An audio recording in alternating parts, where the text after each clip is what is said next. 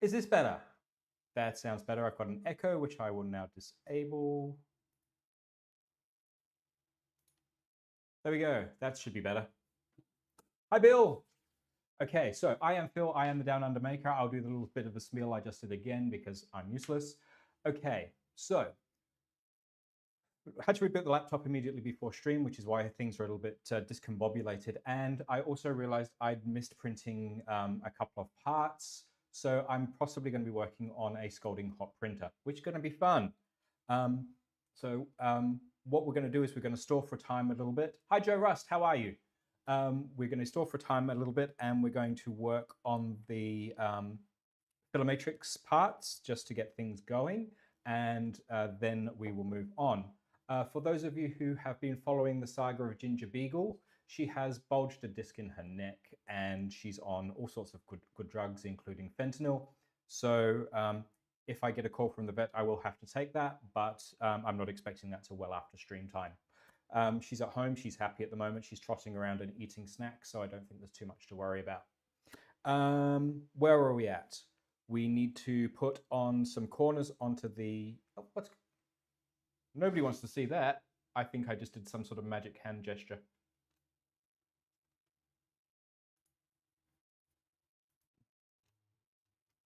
Just me. Just me. That's better. I must have done some magic hand gesture that made it zoom. Sorry, guys. The other thing worthy of note is that, if I can find my mouse cursor, I have a third camera now. Hello, everybody. I splashed out during the week on an OBSBot Meet 2 because they were on special on Amazon. And at the moment, with the things being so up in the air with duties and things, I just got it while the price was cheap. I didn't really want to spend the money, but may as well. Okay, so where we got up to last week, we were starting to assemble Filomatrix. I've done a little bit more off stream just to make sure that it went together.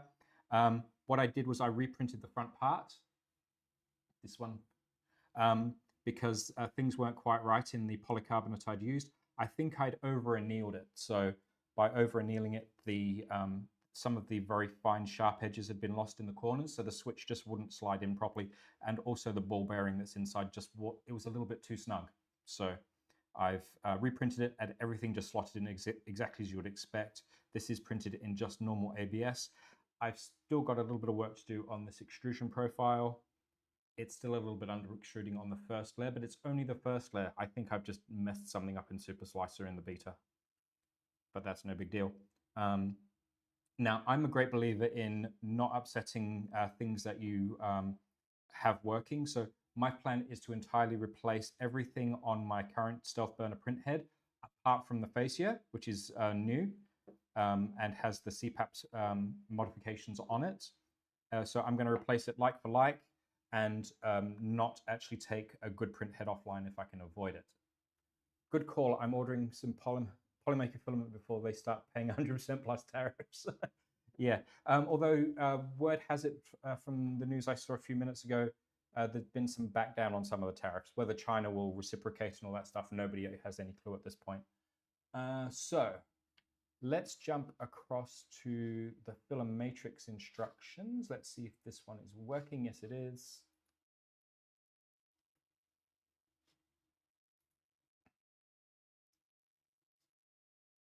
Now, I noticed in the bag that I have the slightly narrower flanged heat set inserts that I was supposed to use in the Filomatrix for all the parts. I realized that I hadn't put it in the lower half. I've just used a normal heat set.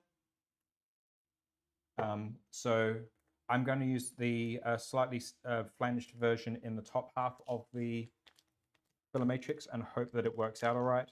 Worst comes to worst, I'll have to do a whole bunch of reprinting and go from there. Shouldn't be a big deal though. Hi, Clan Hammer. Just checking I'm not missing anybody on chat. Looks good from here. So we've already got all the heat sets inserts done here and here. That's the shuttle arm. I've already installed the shuttle arm. That's all good. I've already put in the extruder parts, the spring and the tensioner. Next steps, install the micro switch, which we've done with the 2 little screws, which I've done, and set the bearings and the screw. Now, I didn't have to do the whole align the drive gear part because I got an all-in-one Physec knockoff of the Bondtech IDGA. So M3x25s are already in place. That's this one and this one. Make sure the filament runs through. Already done that bit and it's nice and smooth. Already pressed in the ECAS on the top, which we did last stream from memory anyway. Then put the hinge screw in, which I've already done. Latch M325 is already in place. Mount the motor, already done, and very carefully adjusted the tension. I'm not building the same tool head, but the flanged inserts are used in the cutter for the Zolmetrics. Yeah.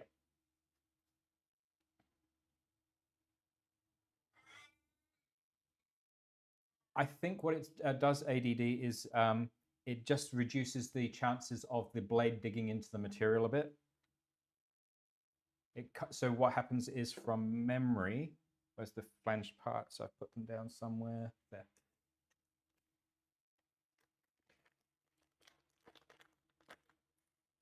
I already have one out. This is my old Filometrics that I'm using slightly for donor parts that I've got now. You can tell because I've got the red cutter holder. As I understand it, the blade edge sits on the edge of the brass the whole time. So what that means is the blade never gets a chance to dig into the plastic material.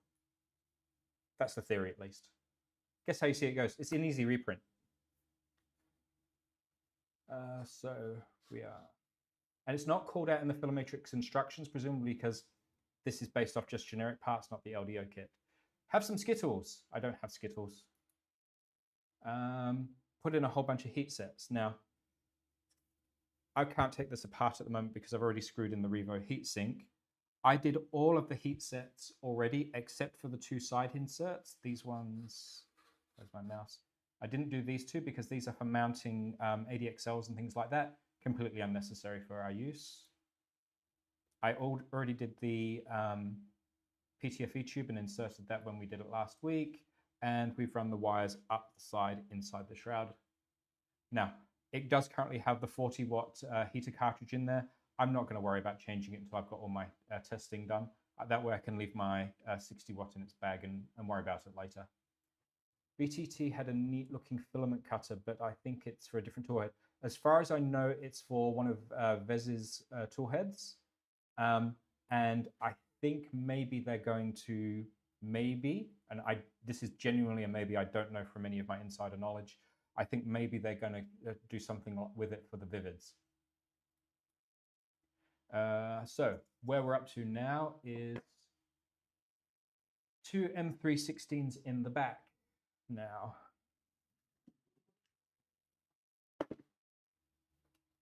for those of you who've never seen what I've got sitting just off screen, I have my big part sorting box.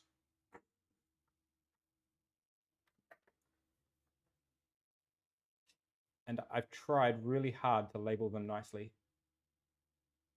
But then my daughter wanted to help, so some of the labels don't sit flat or even. So I am looking for M316 in a socket head. That's 18s, 16s. That's a button head.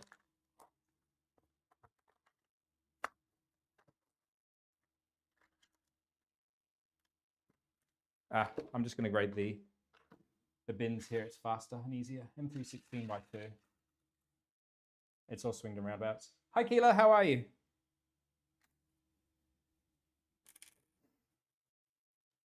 Now, no spilling the beans on all that secret merch you've seen.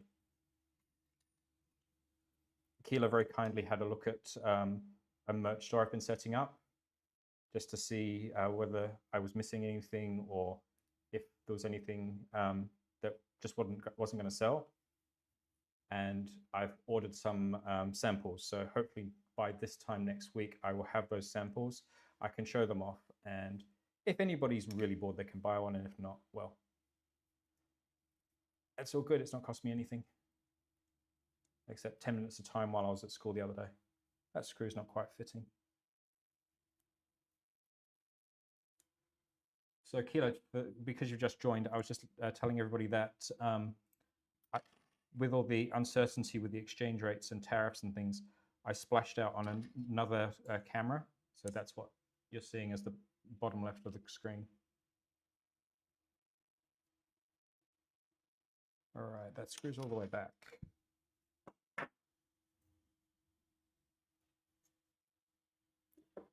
I'm just looking to see if I can see a reason why the screw isn't going in. Mum's the word.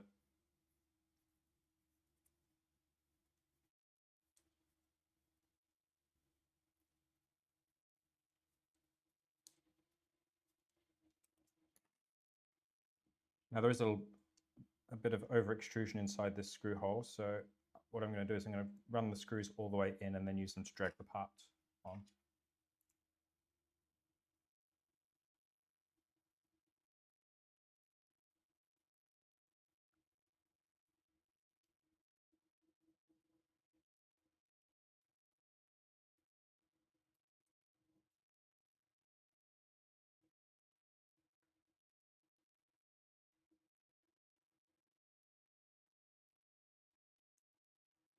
Now, some of you know my sordid past, and I shared a little bit with Bill overnight. I actually have a very minor tumor in my head. It's not cancer or anything like that. It's just a benign tumor. But the drugs I'm on to help keep it under control, they're what make me drop things all the time. So when I drop all the M3 screws and stuff on stream, that's what's going on.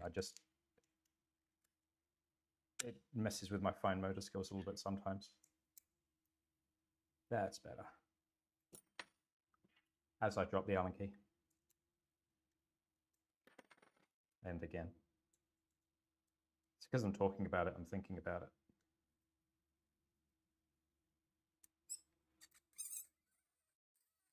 You guys hear it?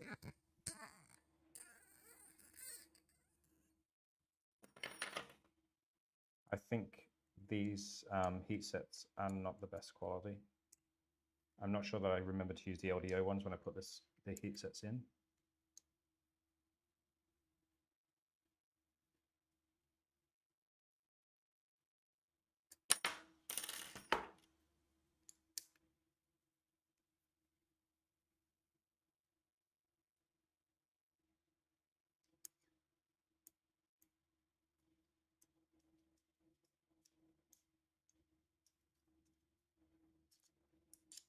Jabberwocky Toolhead soft release.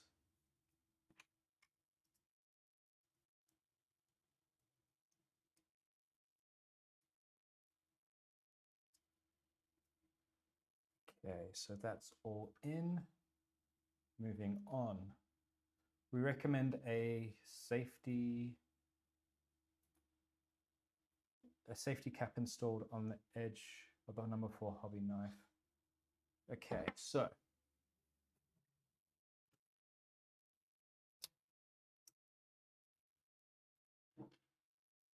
this is the pieces I realized I hadn't printed, so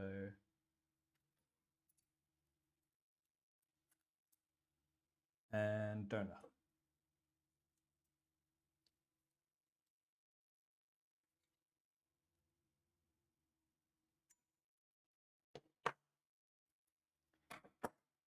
So from there to the break needs to be 26 millimeters.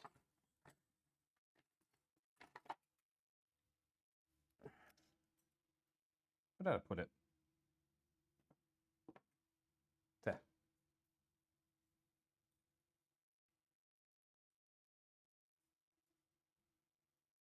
Slightly shy of that at 25.07, but I don't think it's going to be a huge deal. Now, safety cap.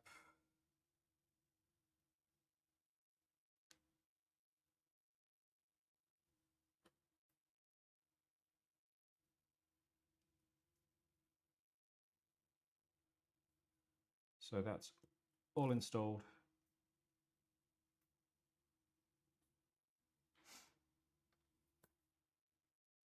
Do my hands fall asleep or tingle? They only tingle when I'm running really, really hard. I do park run as part of my staying fit and healthy thing that I'm doing, which is a 3-mile run every Saturday morning. And if I push myself really, really hard and the adrenaline's going, then I get tingly fingers. But other than that, I'm pretty good. Jabberwocky looks pretty slick, but does it have cat ears, Keela? Hi, Wind Farms. How are you?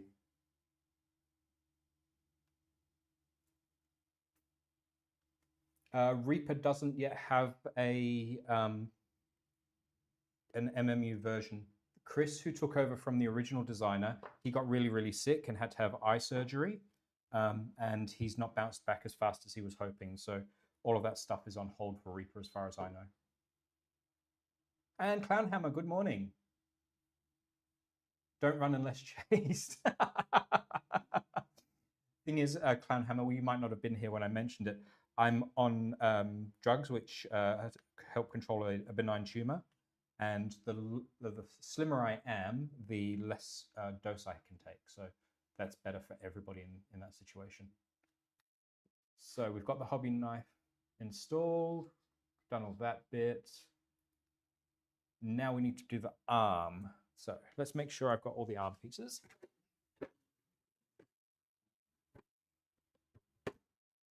Probably going to need that shortly. There's the arm. And we're going to need an M2.5 by 16.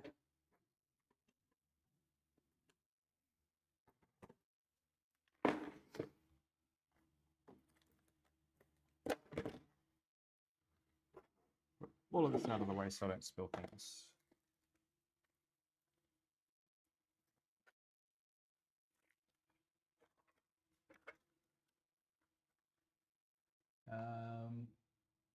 There's a socket head, so that'll help narrow it down.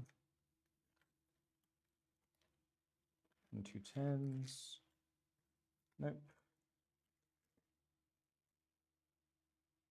No.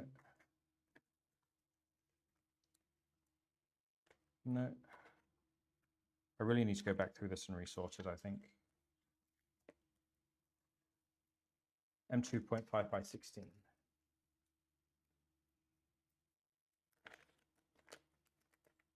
Just the one.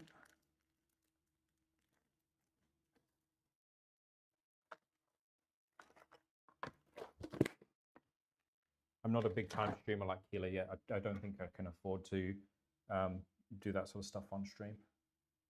So that goes into here. Through that. Now, which way up? Hi, Steve. It goes wedge side towards the hook. So what I'm just looking for is there's a wedge here on the part.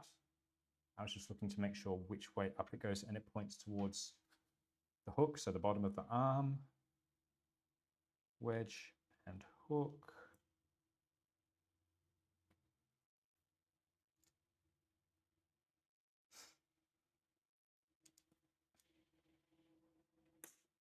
That's probably a bit better.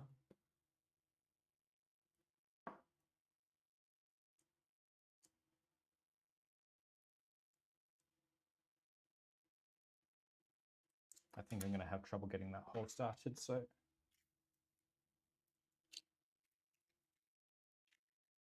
click in, there.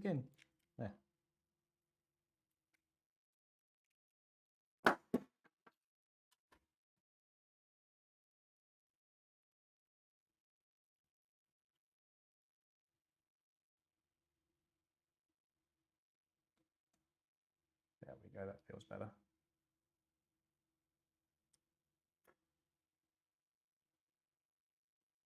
I think I might need to drive this screw in first and then take it out and put it back in.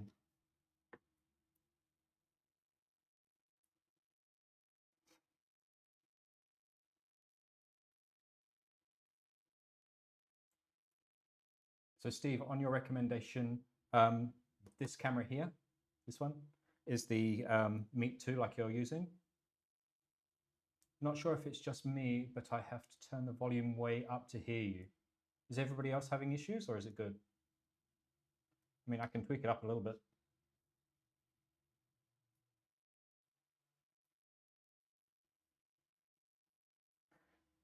Is that better?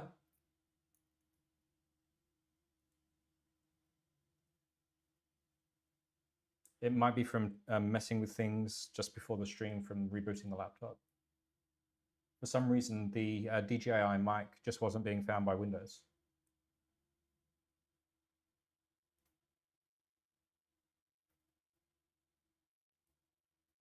It is a bit better. I can go higher. How about this? That's sitting in the middle of the yellow zone on OBS mic.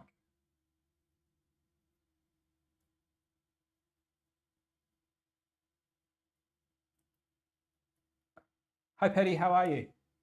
I'm assuming Petty's here because I just saw Clownhammer say hi. Okay, so now that hole is opened up.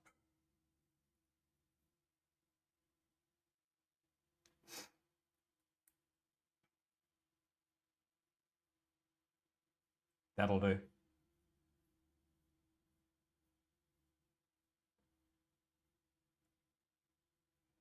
Now, Steve, what this means is we need to blame people like Bill who haven't complained about it sooner.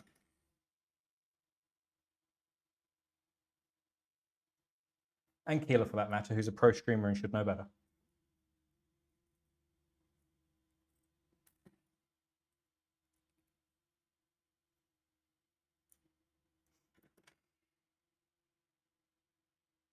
Now, I'm just making sure, because I know from experience with the philometrics, just making sure that this is... I try not to complain. I'm not sure I could do better. I know from the philometrics that the having this just slightly tight is actually a good thing rather than a bad thing. It's not like binding, but there's a little bit of a resistance when you try and move it around. Just stops it flopping around and getting loose. So we've got the screw in. Now we need the spring, which is the 1/2 x 4 x 25. Now I know that's definitely in my part sorter because I saw it.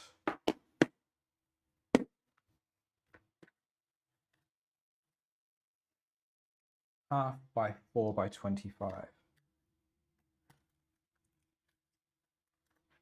Does anybody know what the... Oh, that's 1/2 by 4 by 15. Almost picked the wrong one.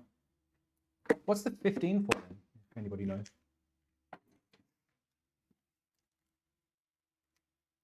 Oh, and for those who are late to the stream, Ginger Beagle is doing pretty good at the moment. Her fentanyl patch, in theory, runs out around lunchtime today. And we're just going to monitor her on normal pain meds from at that point onwards. And if necessary, I've got an emergency appointment available to me this afternoon at the vet if she needs more fentanyl. So that pops into that groove there. And we need an M318 FHCS this time. I need to stop putting this away, don't I?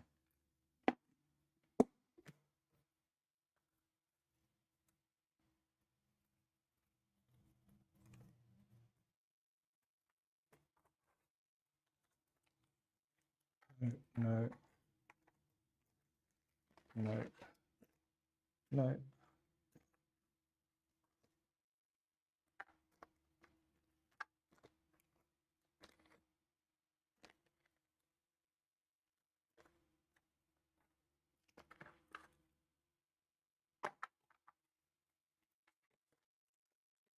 M318 FHCS.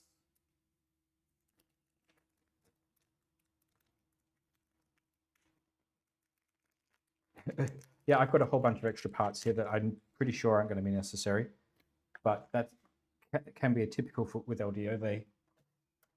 I think probably they weigh the bags for their sorting, and that means having extra is just gravy for us and cheaper for them than having to sort it all manually.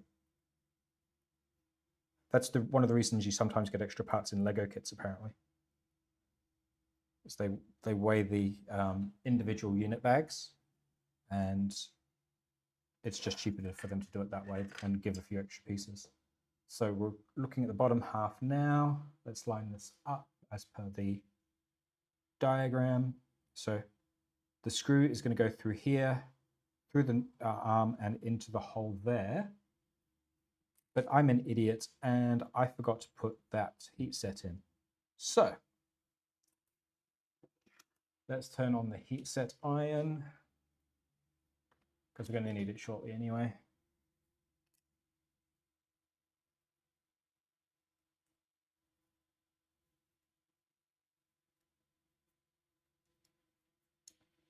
Fortunately, it's only those two screws.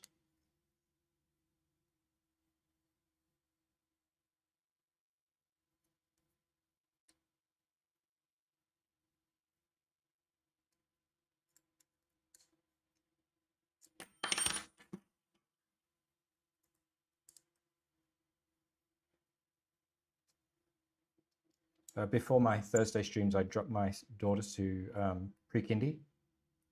She's 3, going to turn 4 later in the year. And today's the first time she's ever said, "Daddy, I cold."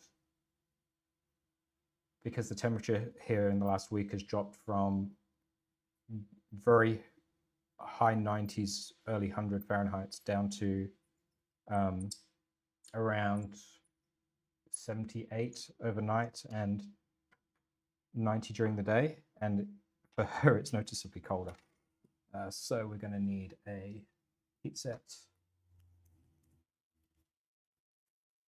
I mean, most of the time I get around in shorts and t-shirt, even during the middle of winter, which really confuses the locals. One of the advantages of growing up in the UK, I guess. I just don't really get cold here.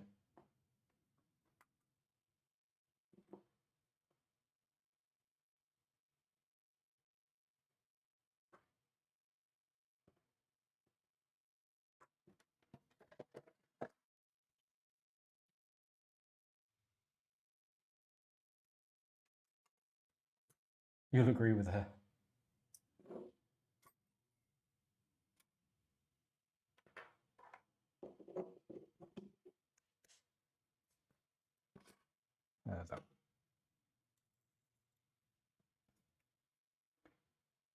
My daughter runs around in Oregon without shoes in the rain.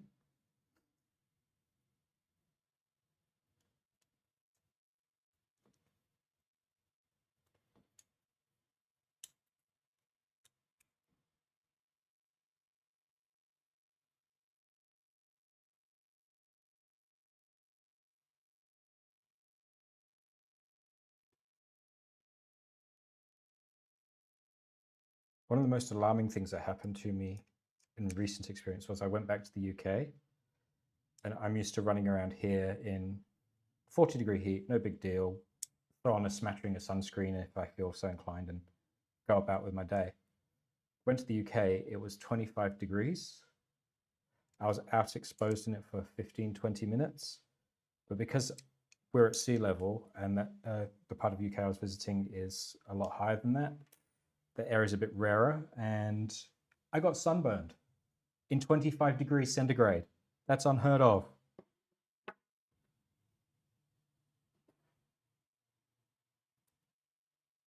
Now I'm confused. What is the spring pressing against?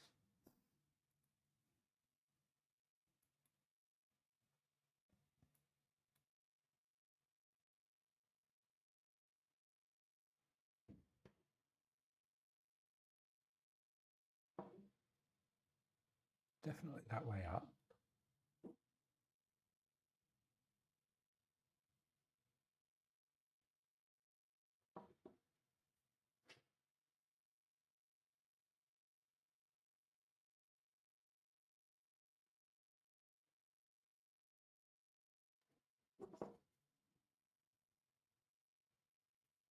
Ah, there we go. It's all right. I wasn't concentrating properly. The spring goes into this groove here.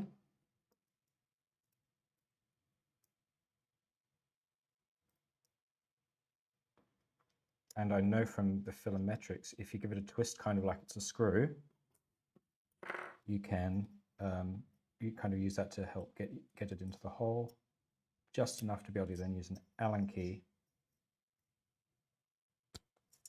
to press it in straight. There we go. So that goes into the spring into that groove.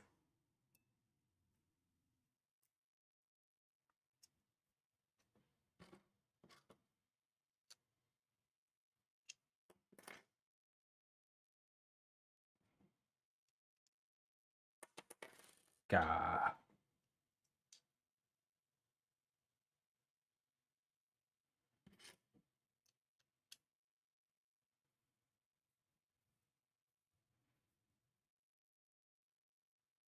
Sorry guys, I'm just doing this by eye. I've just wound the flathead cap screw into the spot where it's just at the right depth. Multiple hands required. I'm trying desperately not to have something fly across the room under the spring's tension. There we go. I think.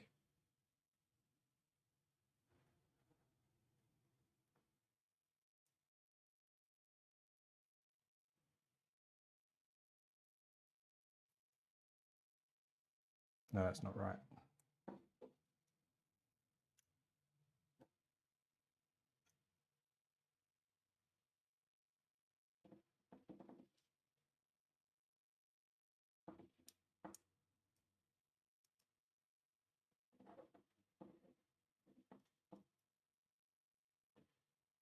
That feels better. The spring's not in the right spot, but I'll fix that in a minute.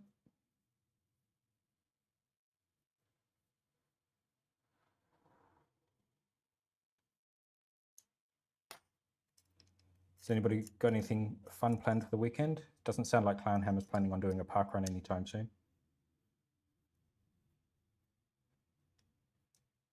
And I can feel it's just hit the brass insert, and now you can hear it. Ready for the screech?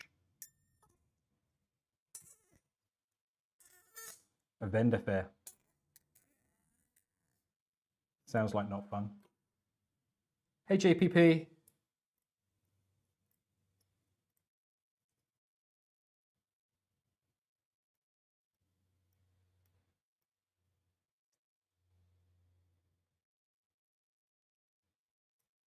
Yep, that's pushing back as much as I would expect. So, now of course at the moment, because there's nothing holding the blade flat, it's going to spring back up, but it's sitting just on the edge of the brass insert, and everything looks right with the weld as far as I can tell. I need to get more pens made. Oh, for clients. Oh, are you asking for JPP? A little late, but made it and had to stop in and smash the like button. Like it ate the fast cookie. Okay. Shown is the extruder and hot end as they would be on your chosen carriage. The cut arm should move freely and not obstruct the filament path. That's right, we need to put that heat set in. May as well while the iron is on. Or you make pens on a lathe. I've seen people do it. Can't say that I would enjoy it personally. That's not the right kind, that's too narrow. And 2 by 4.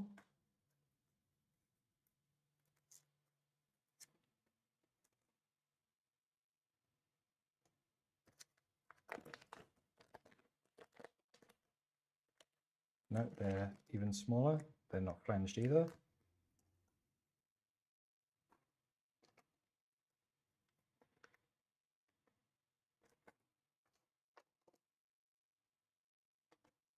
You know what? I'm going to go with my normal heat sets because that isn't even remotely the right size.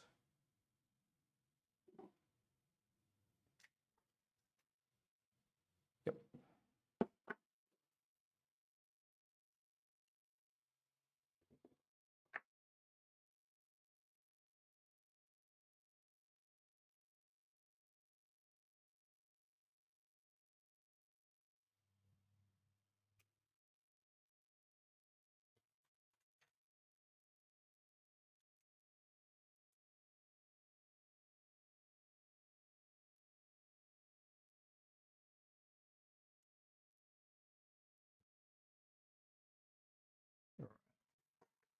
Let's just make sure we can run some filament through that. The son had a pen lathe in high school.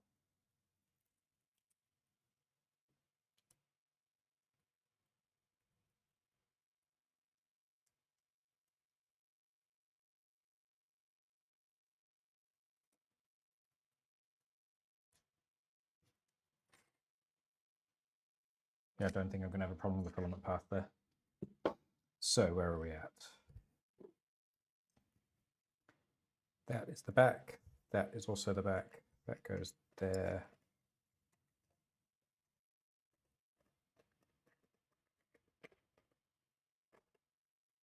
That is supposed to notch in there, but doesn't. There.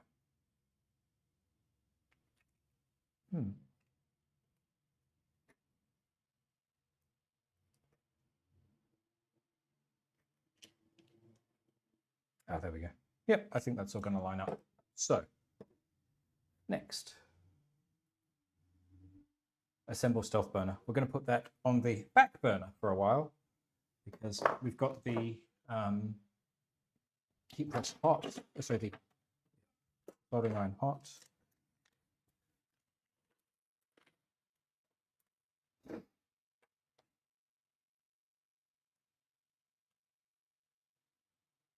So for those who have been following for the last couple of weeks, last week we left off with me starting to work on the corners.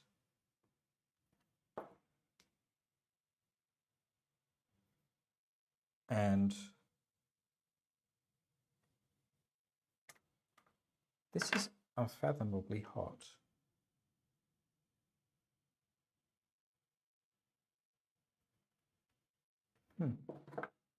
Strange. Also feels a little loose.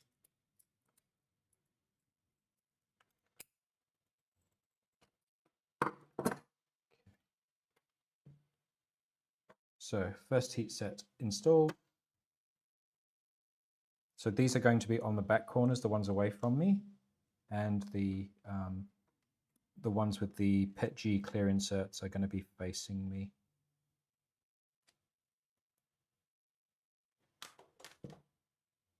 Steel ruler.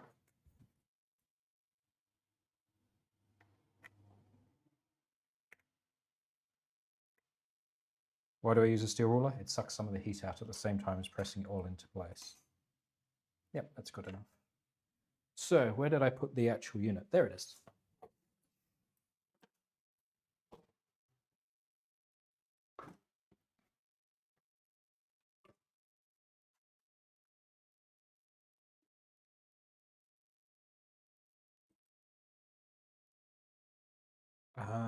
Did I screw those on? Yes, I did.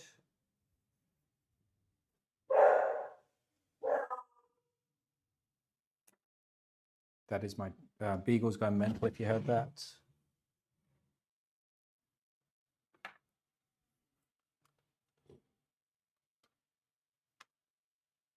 You love the Arizona desert.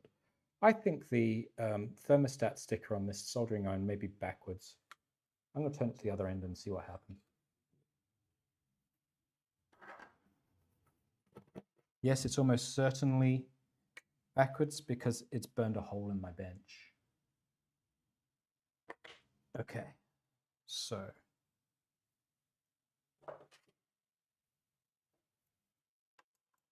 remove the placeholder part.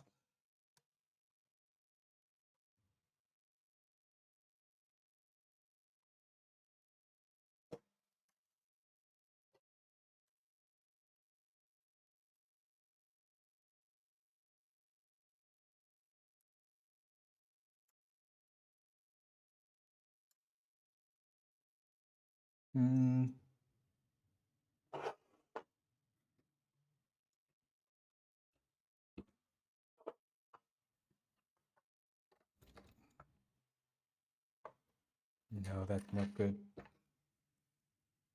Let's just turn it all the way over.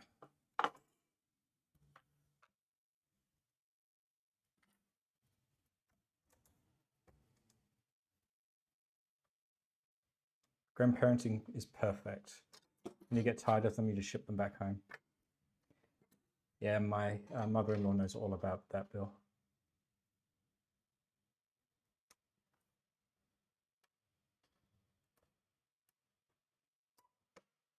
Are you one of those grandparents who also fills them full of sugar and then calls, say, come pick them up?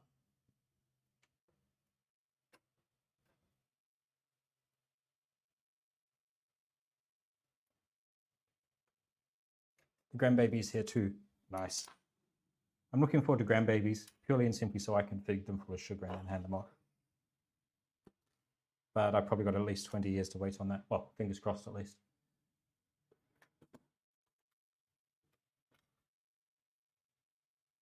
I have no idea what's going on with this iron. Maybe its thermostat's gone. I'm just going to turn it off for safety. That's right. I still need to make up a whole bunch of these harnesses. Steve, did you have a similar problem where the motor drive cables were too short? They just don't quite reach.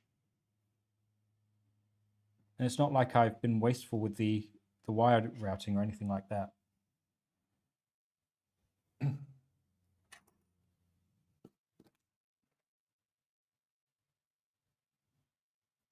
Raid the cookie jar all by themselves. Sounds like you need to put the cookie jar somewhere higher, Bill. Right, so we've got those parts are installed. Get rid of this.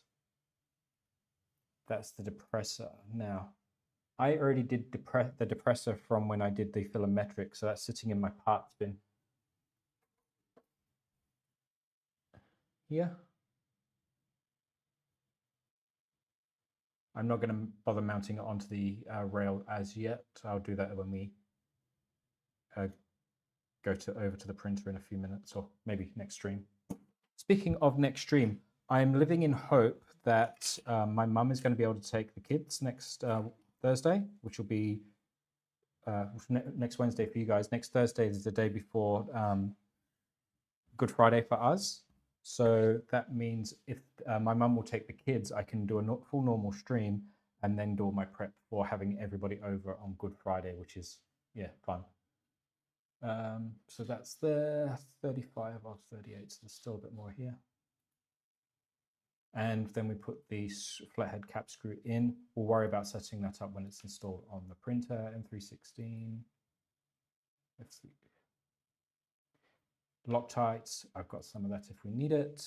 And that's the end of that. So we will worry about that at another stage.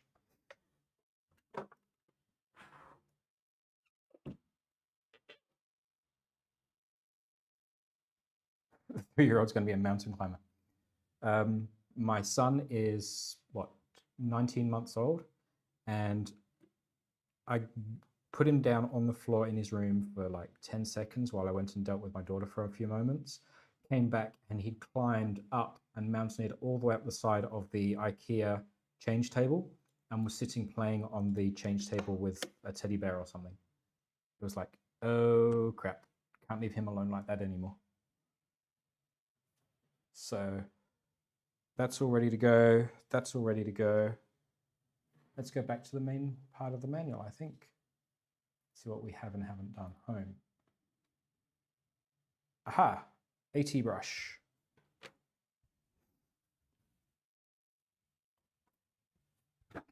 Now, some of you saw this last week that I was printing this out.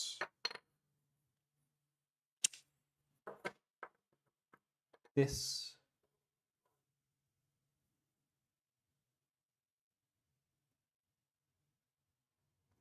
is the AT brush.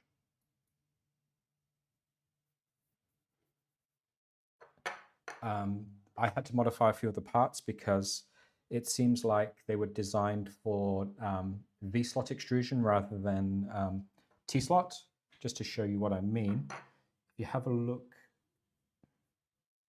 here, that ridge is designed to latch into the groove on the extrusion, but I shaved it down using a razor blade, and then I went onto a deburring tool and then onto the Dremel, and I was removing so much material, I was like, yeah, this is not worth the hassle.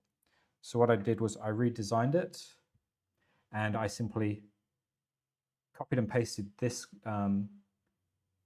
this side onto here. It was the easiest way to deal with it. It means that I get the guarantee of alignment and it staying straight by pressing into the extrusion, but I don't have the hassle of having to try and force it on with a bench vise or something, which is what it would have needed to actually get it onto the extrusion. And that's why you need to attach furniture to the walls. We don't have earthquakes very much here, Bill. The nearest place that gets them is about 250 miles east of here. A place called Meckering, which is very famous for suddenly in the middle of the late 1970s or early 1980s, suddenly becoming an earthquake zone out of nowhere.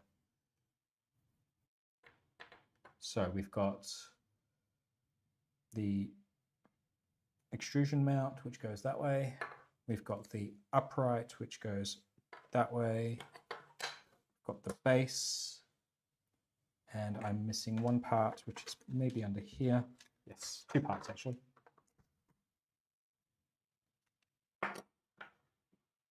You okay, Ginger Beagle?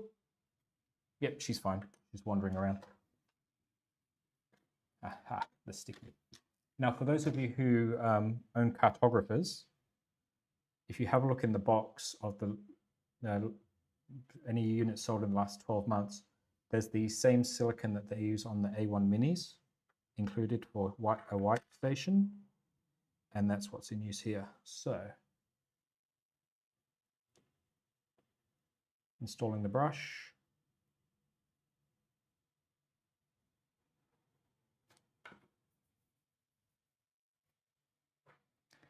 And that then slots onto that.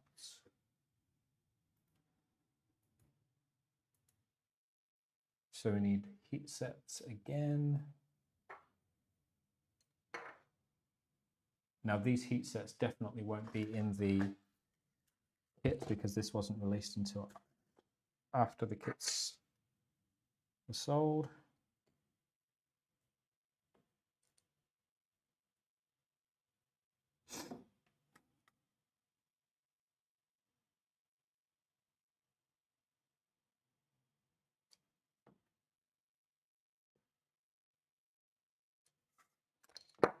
Let's swap views.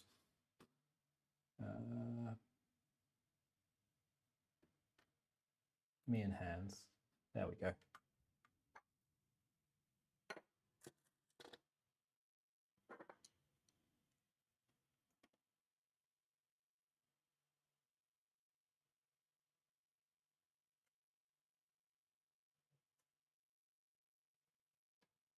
Yep, they're flush. Next page. And M3 by 35, which I have plenty of. Socket head. Yep, socket heads. M3 hex nuts. Shims and washers, there we go.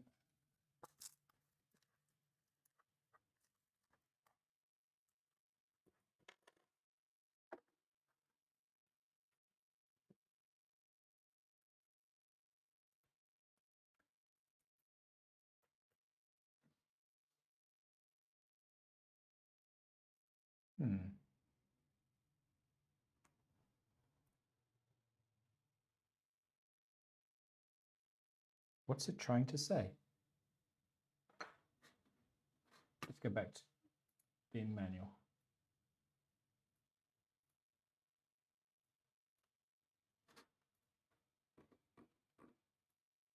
I think it's trying to say that that goes down into that slot. So there's a slot in the base there, and that's where the washer and screw go into.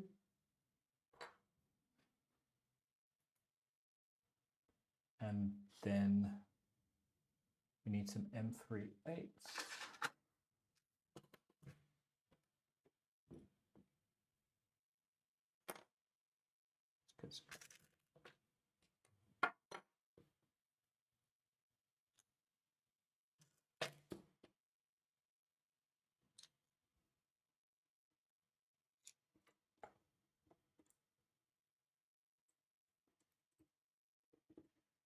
That's better. Turn you away, you don't want to see my big fat gut.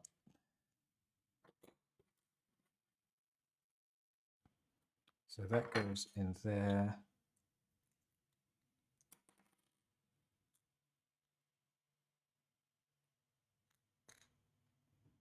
That then goes down on there, capturing that.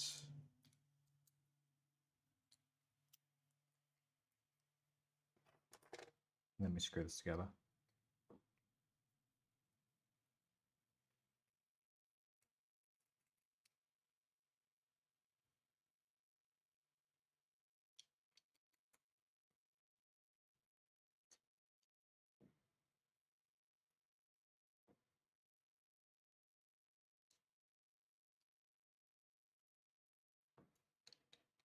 That's actually quite fiddly to make sure that the screw here stays straight and not bending the little M3 washer, which is obviously what's doing most of the work in holding it.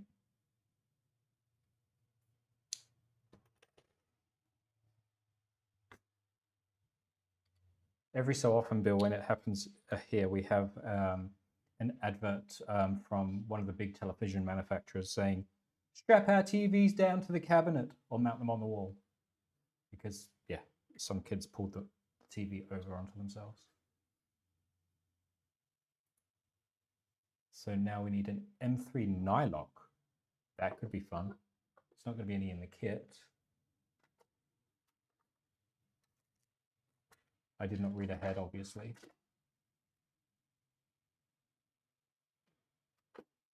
M3 nylock. I might just have to put up with an M3 nut for now and then replace that as and when. I have seen somebody say that they swapped out the part and replaced it with a, swapped out the nylock and replaced it with a heat set.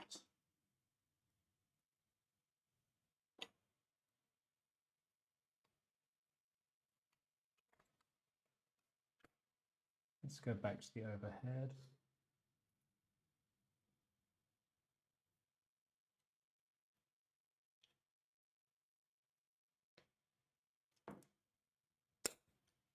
Okay.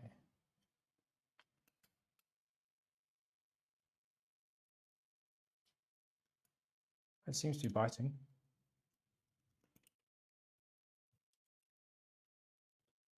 And there is enough tension from the plastic parts fit to not let it slide around. So I don't think a nylock's necessarily going to be needed on this one. Necessary is what I was about to say. So I'm just going to make that flush for now, and we can adjust it after.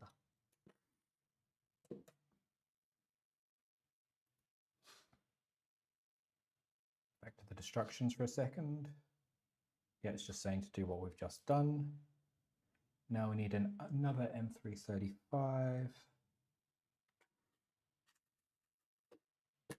Another washer.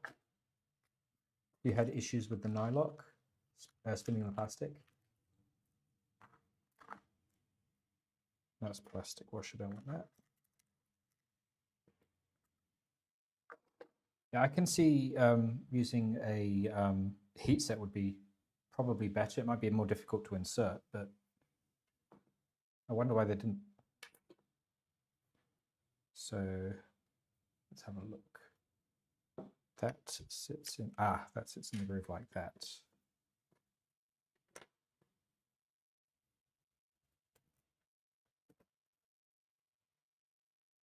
So in this part, there's a groove for the screw to go into.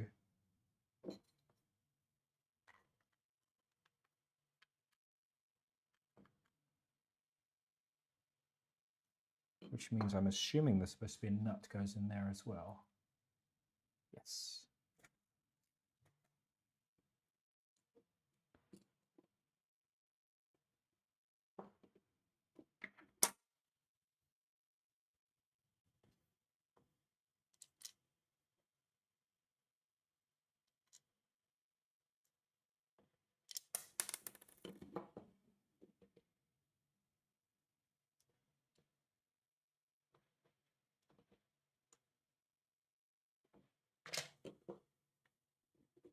So that's in its spot. I'm going to press this in with, that's not going to make Bill very alarmed.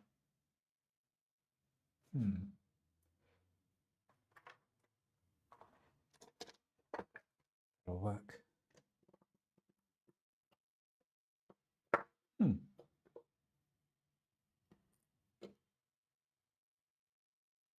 I can't see any obvious obstructions, but this M3 nut is just not going into place. Ah, there we go. That's better.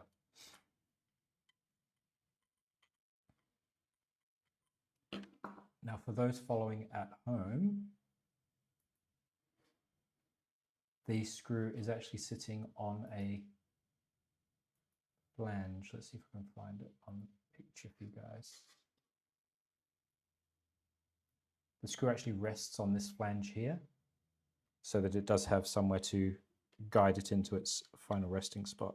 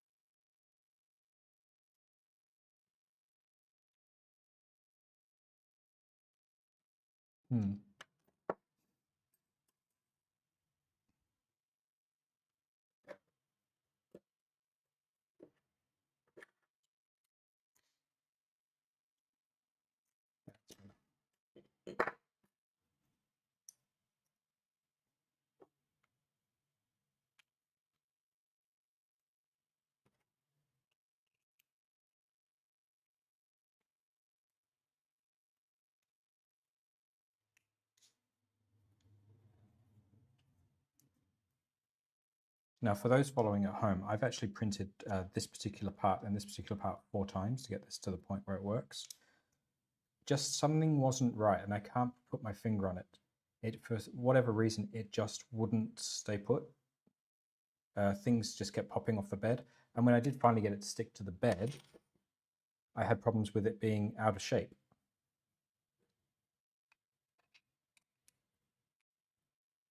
That just dovetailed in. So there's some very nicely designed and quite good tolerance dovetails here.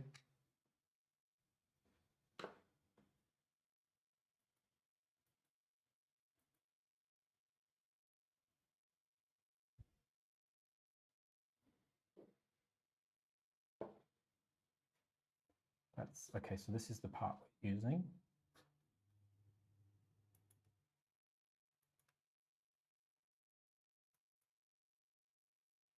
Yeah, apparently it just dovetails. Okay, there's nothing to actually hold it. I'm not sure that that's going to necessarily stay, but I'm sure a small dab of hot glue will solve that problem for us if we get there. So the next step is to put that onto the extrusions. Now, hopefully my printer has cooled down somewhat. Yep.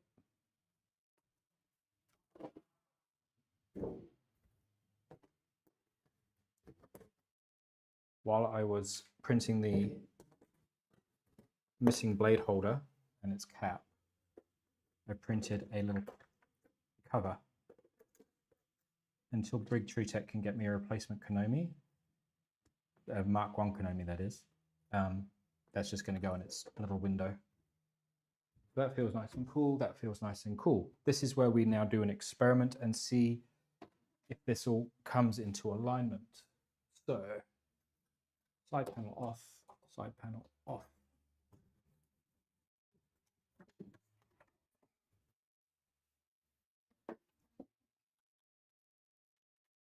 What I've just done is remove the side panel off my Voron. So that I can reach in more easily. And I've got a nice long USB extension cord on this camera. So hopefully I can bring you along for the journey.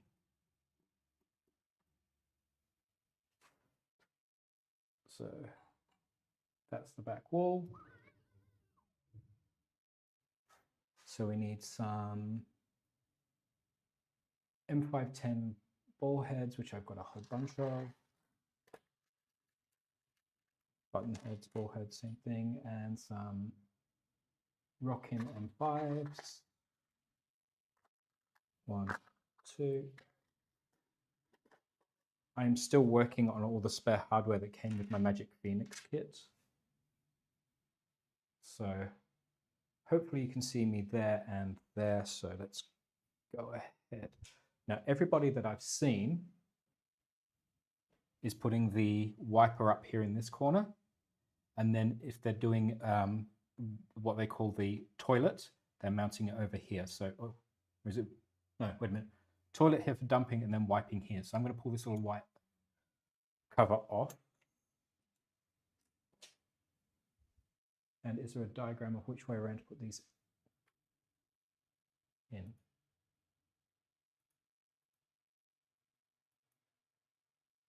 With the centers to the middle.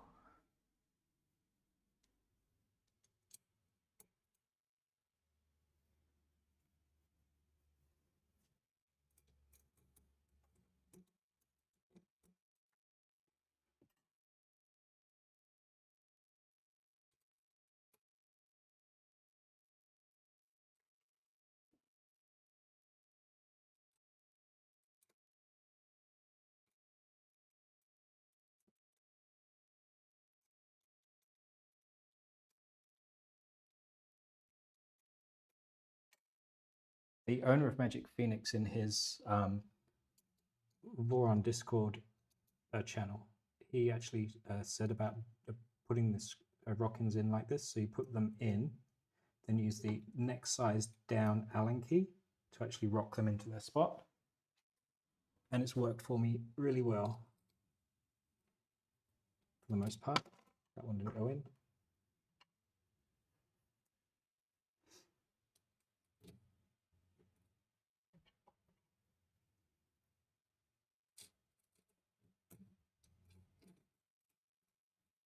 And I got asked in a DM where I got my Allen keys from. Some people are about to cringe. These are the Creality kit. That's like the Creality stock provided Allen keys. I've always found them to be really good. That's what I'm using. That one's not playing nice.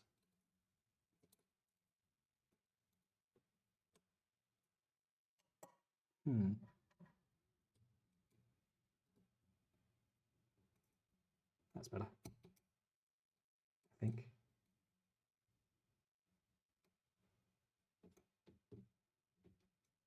No. I'm trying really hard not to cross-thread that screw.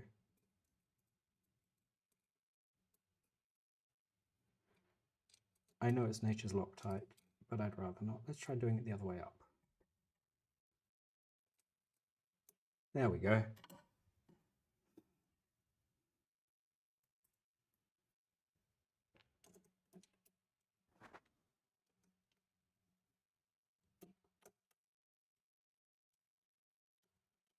Yep, those are definitely in the right spots. So that's not very well lit, is it? Give me a moment. Main menu. No, not that one. More LEDs, chamber LEDs. Bright white. Is that better? It's a little better. Now it's dazzling you guys. Try. That's a bit better. Now let's do this because that makes more sense. Got to run. Okay, see you, JPP. Hi, Martin. How are you? I'm guessing that's Petty Ruck's been trying to say me too. And that's no worries, Petty. Thank you for coming, guys. So, where are we? That.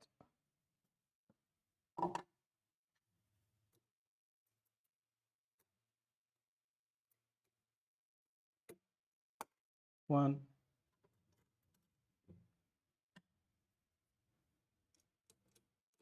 Yeah, so back to these Creality Allen keys.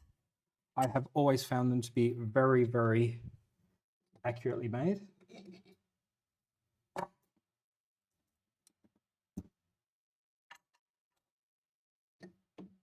And if they work, they work.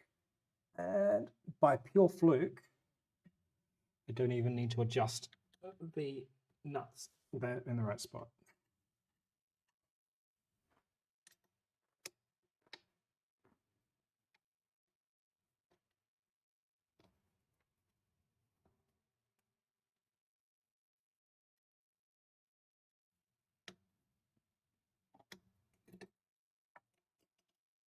Except they're not quite.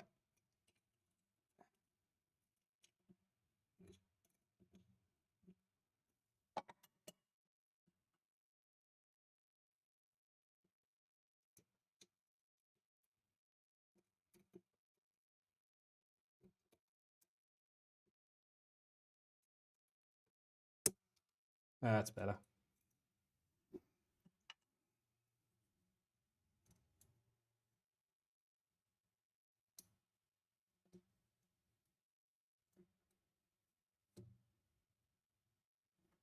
Now I can't see chat while I'm facing the printer, of course, so if you guys are saying anything behind my back, like how crap I am and all that stuff, that's all good. I won't see it.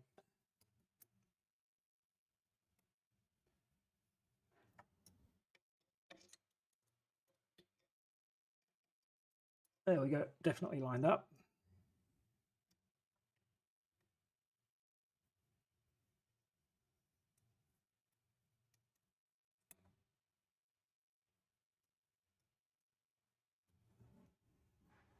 And brush sits there. Now, I'm just going to come around the side of the printer for a second. And yeah, I think I'm going to have more than enough clearance there. So let's sit you guys here.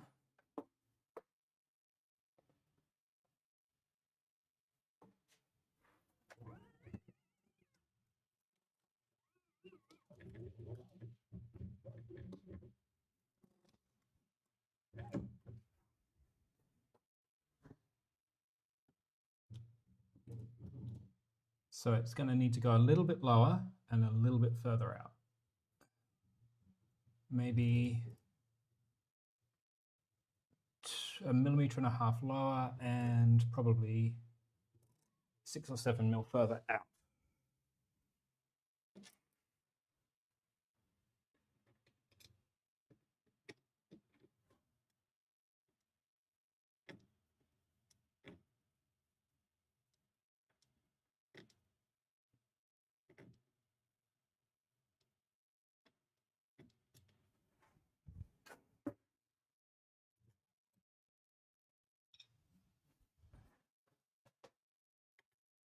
Up as much again.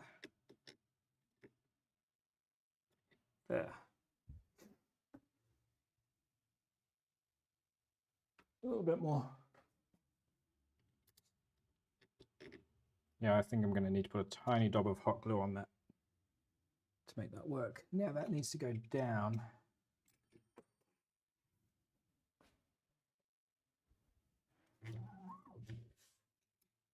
Which means I need to unwind it anti-clockwise.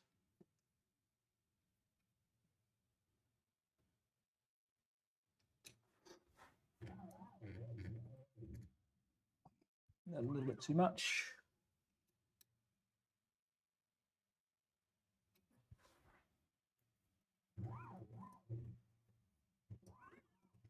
Maybe a little bit more towards the nozzle. In there.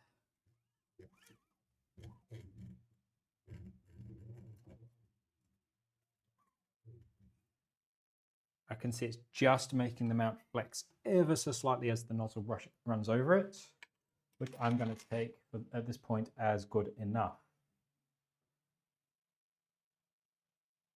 Yeah, I like that. Now, for those of you who have also been following this saga for a while, you'll know that I'm part of a beta program for a couple of manufacturers, and that I've been working with a somewhat limping printer for a while.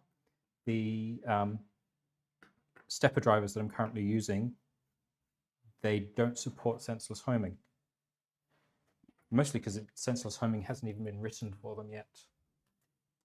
So I've been ghetto homing my printer by just simply parking it in the park spot and then setting the senseless homing to be always on, which, due to a fluke in the way it's written, means that it's actually only probing for senseless homing during a homing action. So basically it stalls out immediately when I park it there, and it thinks it's actually hit its endpoints even though it's already parked in that same position. Downside of that is if the power goes out, it won't then safely home. I'd have to come and manually intervene and park the head back in the corner, like that. So we've got the wiper installed. I do have the aptly named by ADD, the Trident toilet to go in here as well, but I think I'm going to leave that off for now while we do the tuning, and I'll worry about the poop collection once I've actually got this all working. What time are we at? 11:15 my time. So let's go back. Let's go forward here. Yeah, yeah. Let's make that small again for a minute. Careful the bed won't hit it. Not a lot. Oh, this is a V2, Steve. The bed won't hit anything. Oh no, you're right. It's the, oh no.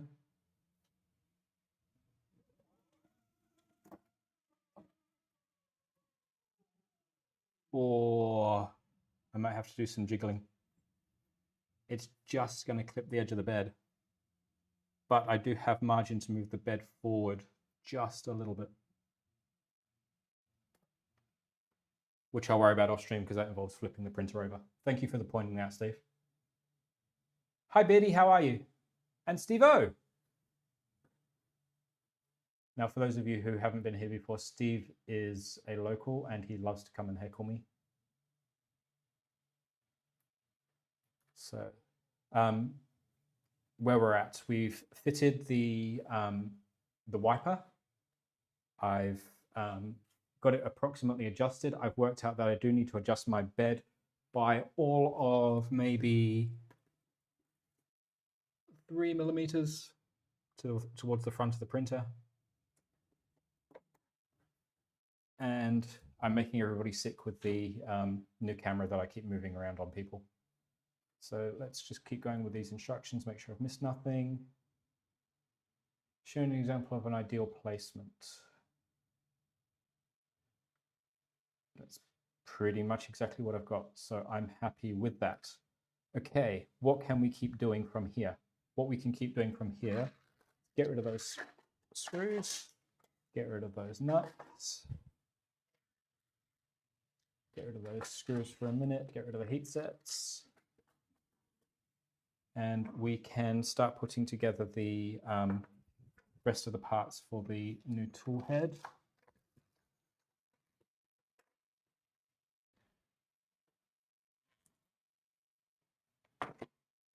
I'm worried that I'm going to tip my part sorter over and have parts everywhere. So let's get rid of that. So that one, that one. Tool head is there. Already got the. Let's go get my other camera, shall we?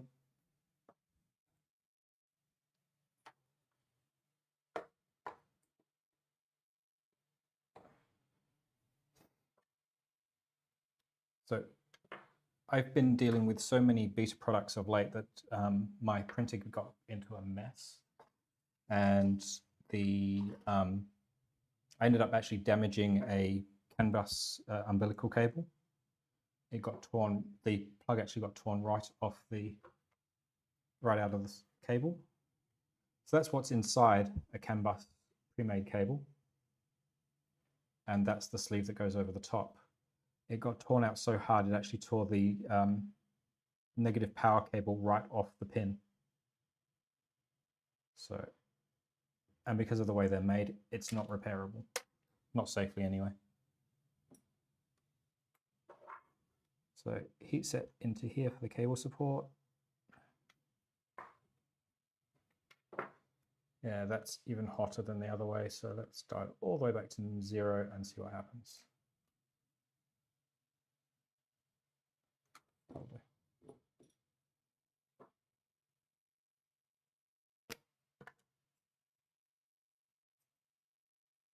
So that's 2 M38s from memory.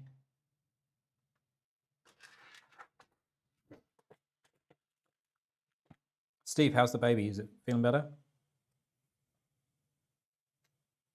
Steve O, that is, not Steve Builds.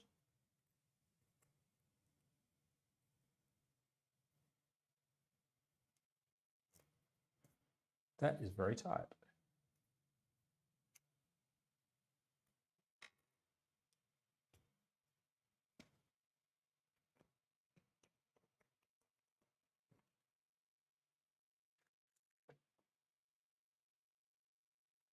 Better today, no vomit, this, which is good.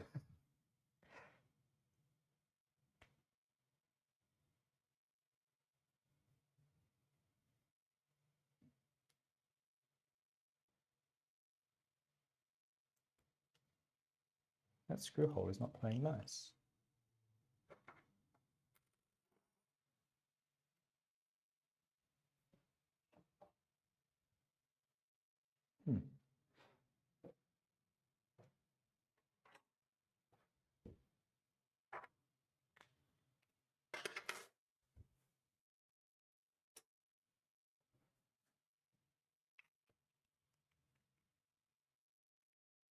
Just running a big Allen key around inside the hole, looking for what might be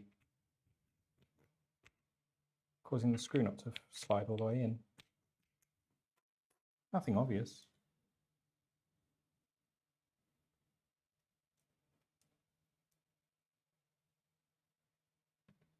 I think it's just the cap of the screw, just marginally too big for the hole. Or maybe when it was printed, the top of the hole just collapsed up the bridging just slightly. And it's made it just that tiny bit too narrow. It fits, but not perfectly.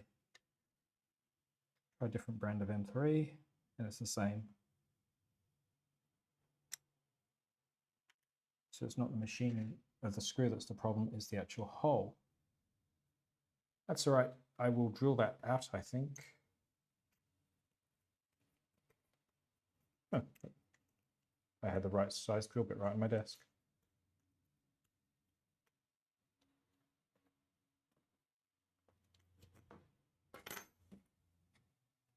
Let's get a longer screw so it's easier to work with.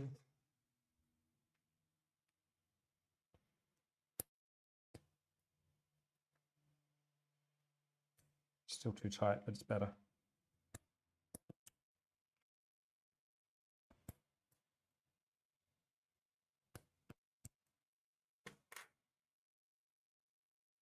The problem I've got is if I force a screw in there, I might not get it back out again. So let's leave that part to the side and we'll mount the cowling on and make sure that fits nicely. But I put the top part there. Yeah.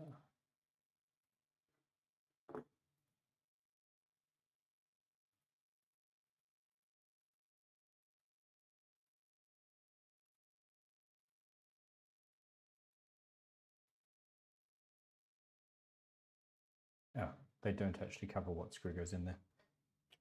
Let's take a guesstimate, shall we?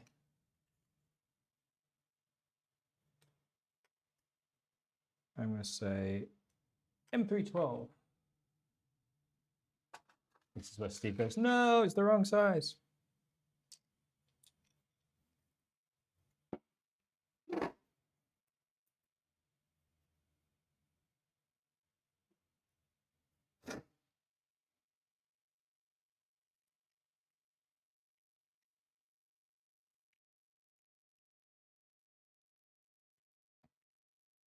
ADD, not only did your big chamfer help with bed clearance on the toilet, it also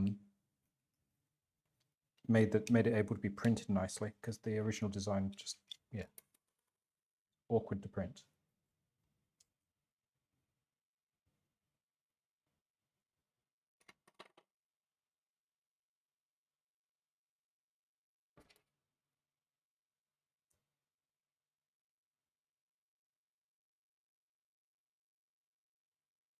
Don't know why I've been having so much trouble with the hold I'm printing. I haven't messed with the settings as far as I know, but they're just not coming out clean.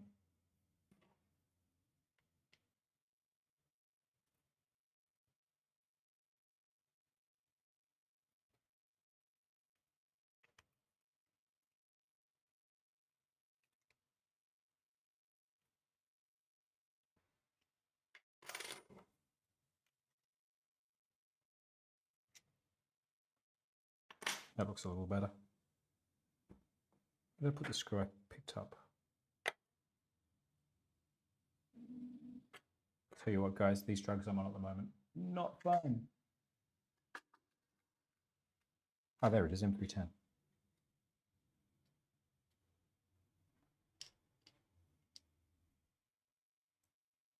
Let's put it in from the back. That'll open up the hole nicely, and then we can put it in the right way around in a moment.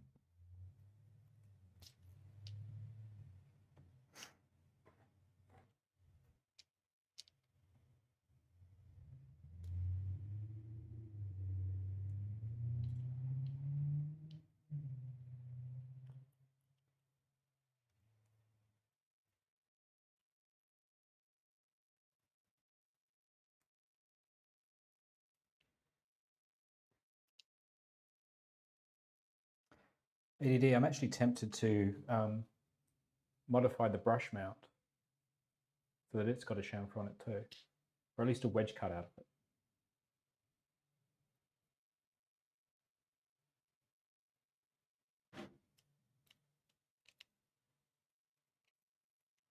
All right, now I've got this hole opened up. It should fit nicer.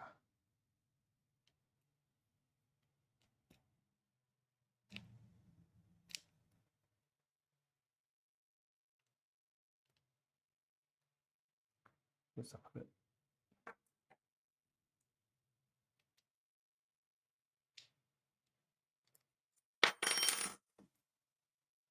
It's only the 5th time I've dropped something. Maybe we need like what Pez Liz has, where she has the sorry count. Maybe we need the Phil dropped it count going on. We don't need the instruction manual anymore. Let's go back to the all the hands one. There we go.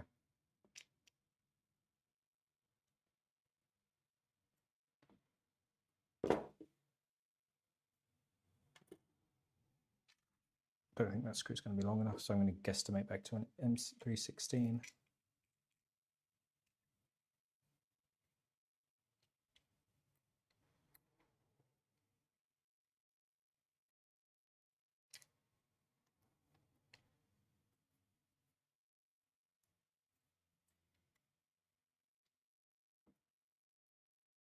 Sorry guys, I know I've gone a bit off around this.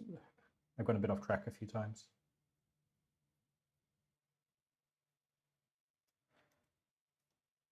And for those who are late, or later to the stream, not necessarily late, I was mentioning last week that it was school holidays coming up and I might end up having my daughter on the streams.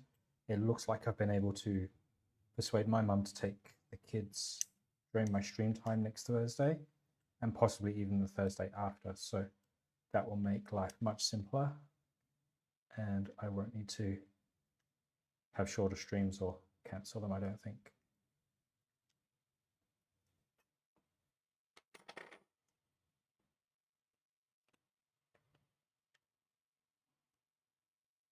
Maybe that should be an M312. Just that little bit too long. I'll try one more crank, see if it works. No, that's gonna break the part. I should really bring the stealth burner manual up, but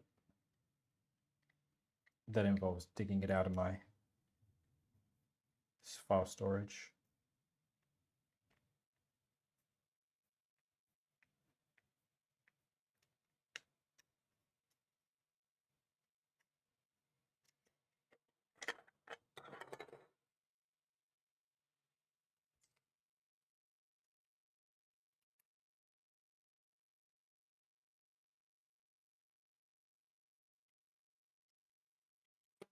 There we go, go to 16, M312 from my store, chuck that into place.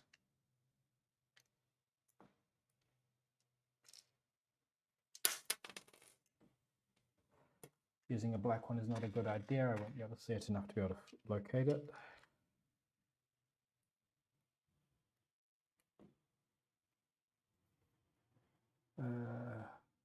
That'll do. That one.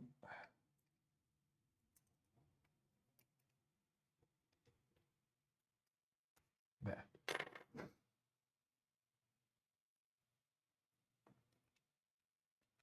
Okay, you're back. Got your grandkid cuddles, did you?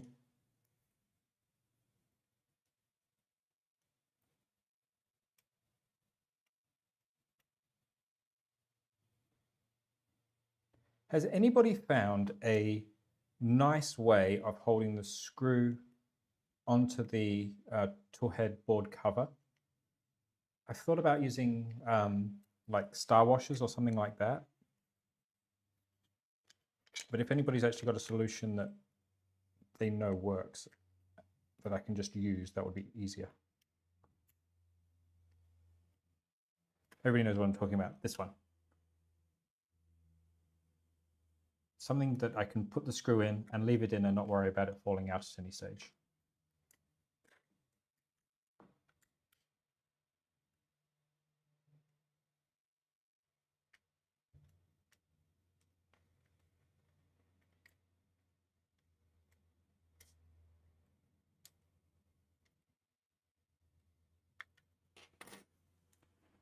Okay, so there we are.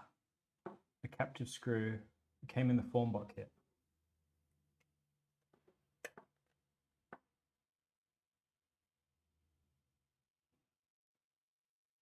Oh, Steve Builds, are you still around?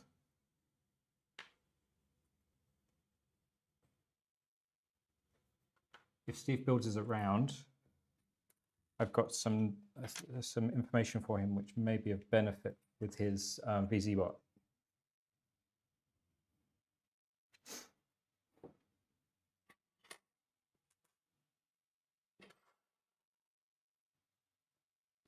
If not, I'll just DM him because it's not that important, but it'll be helpful for him probably, and Daniel. So,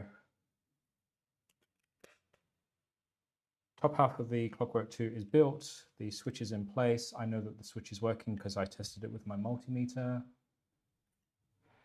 Has a small non-threaded section just under the head of the screw, which works well.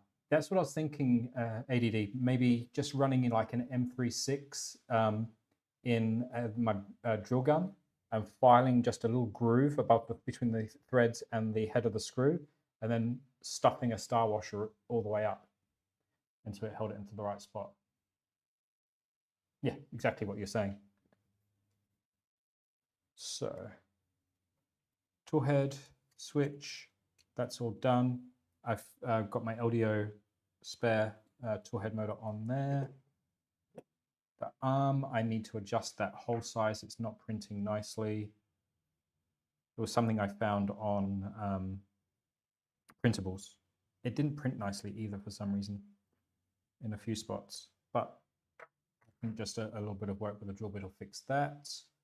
It is 11:30 my time, so I've got about half an hour more before I need to get on to do other things. So, what haven't we got done yet? We've got the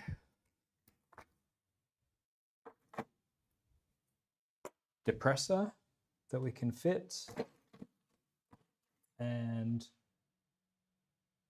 other than that, we're back to soldering. What would you guys like? Would you like a feels really awful at soldering stream, or would you like a fitting the depressor?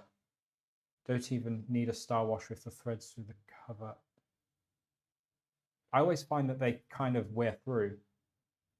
Any of you are good at with CAD? Got a small project for a remix. I'm okay and I'm learning. My problem with CAD is the school I teach at likes Fusion, and my brain is not wired for the way Fusion works. So I struggle.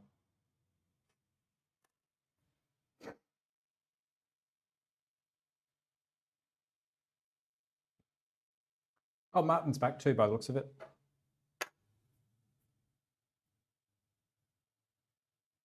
Looks like Steve Builds has probably gone to bed, so that's all good.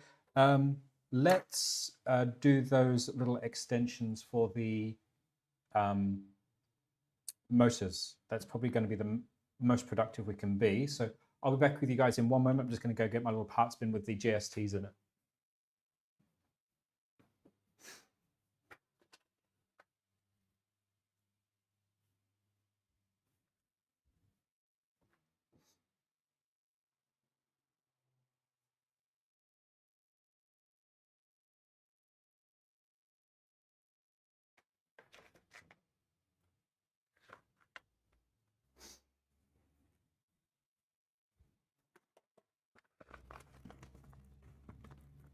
We've got a laptop riser that I want a flat bottom instead of a ridged for grip.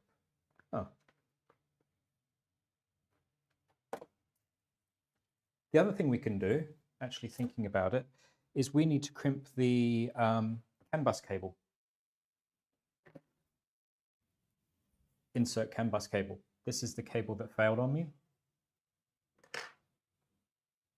Which camera do you want? That one? Just for a change? This is the cable that failed on me. So rather than doing soldering right now, let's have a look at putting the crimps onto this. That should be in here.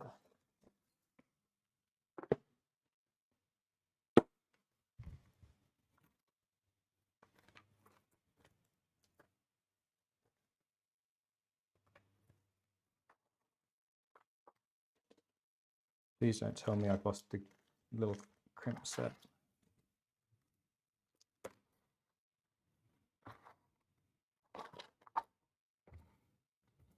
Not there.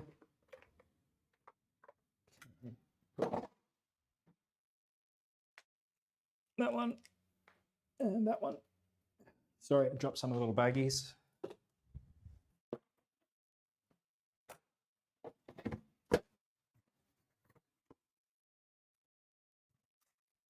Not in the cardboard box. Yeah, maybe. Aha! I had put it somewhere safe.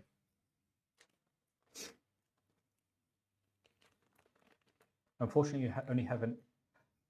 If it's an STL JPP, you can import the STL into Tinkercad, and then you've got these things which are basically just flat blocks or cylinders and things like that.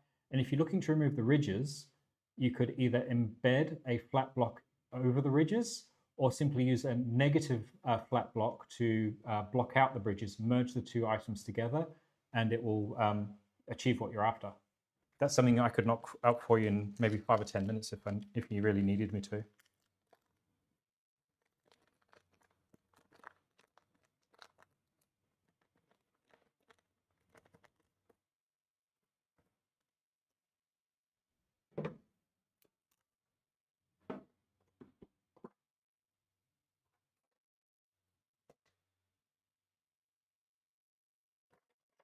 So yeah, so Tinkercad, you just sign in with a Google account and it just works. It's really intuitive. If you get desperate and you do need some help, let me know. But I'm yet to find even like 11-year-old school kids who can't work it. So.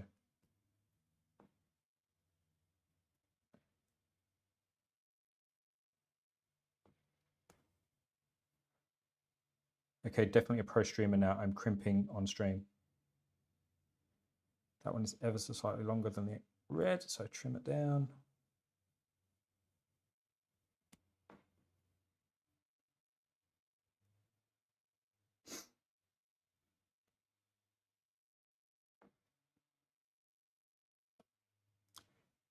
The thing I found about doing it in slices build is it can be harder to manipulate the item into the exact right spot that you want.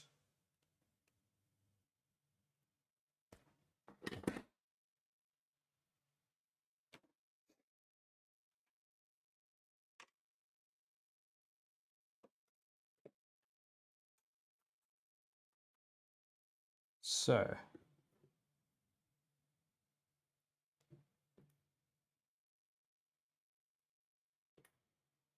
we do have 2 spare crimps in case I cock this up.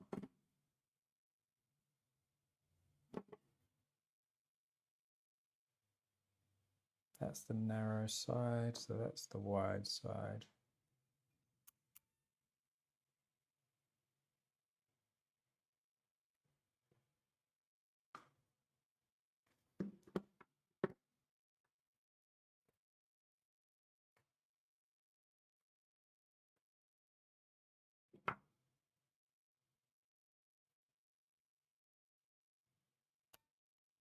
Now, because everybody always asks everybody when they're doing crimping, what crimper they're using, this is the iWis SN25. Why this one?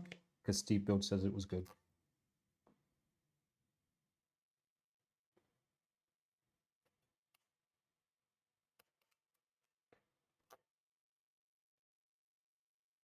That's better. I'd used a slightly too big die.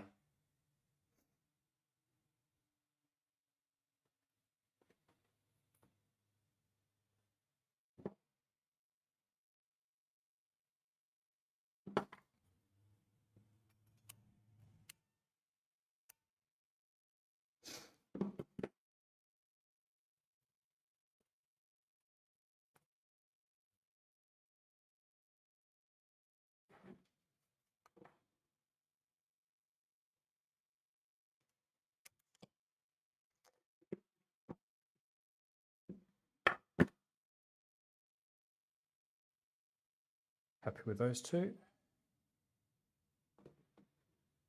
Now here's the thing. I don't ever get 4 for 4, and I've got you guys watching. So will it change my luck, or will I embarrass myself?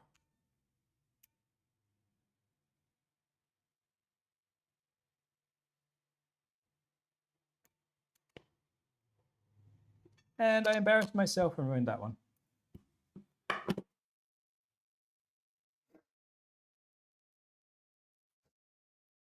Just going to mute myself for a moment. I've got a snotty nose. It's better.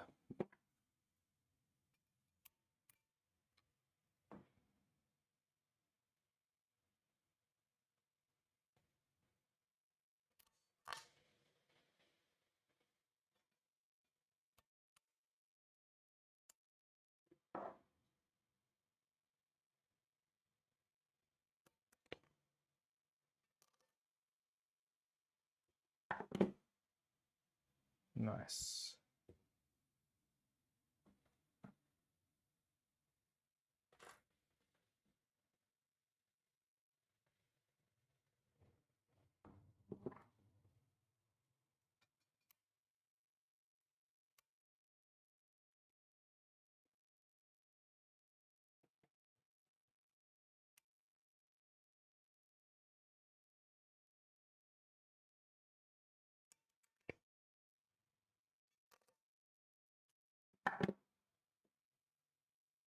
I'm happy with that. I managed to get 5 crimps and 4 successful.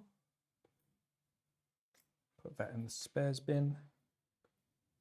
So we've got positive and negative, and we've got high and low on the CAN bus. Get rid of my crimper for a few moments. Let's go back to here.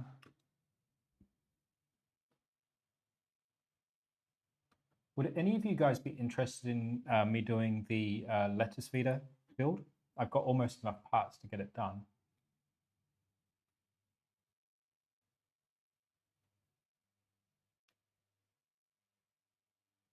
Sounds like JPP's found a solution.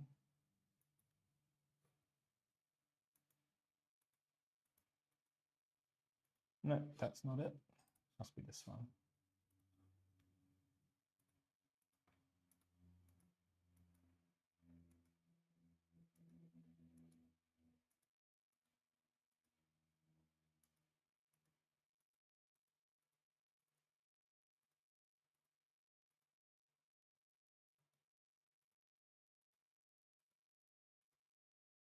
Just trying to find the pin out for the CAN bus port.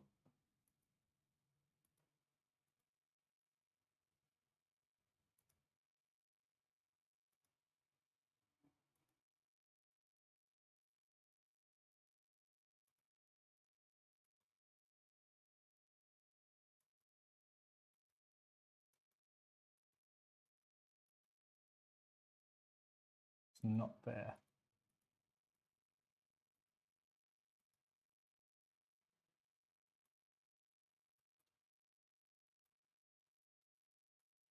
Is it on the board?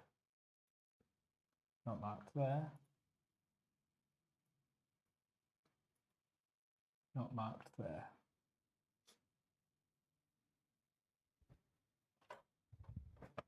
Is it on the board itself?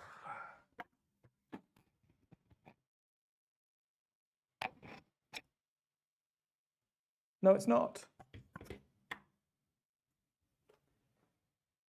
ADD, do you remember seeing a CAN bus port pinout?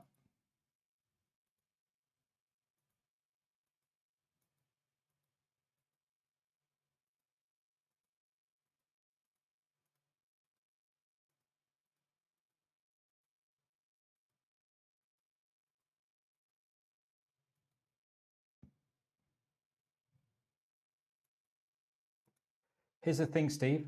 I'm probably not using CAN bus, but I'm going to crimp the cable accordingly for CAN bus because the cartographer is known to not like working side by side with the AFC board.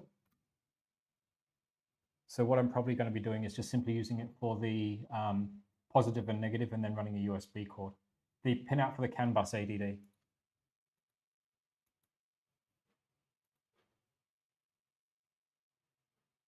AFC light manual, there we go.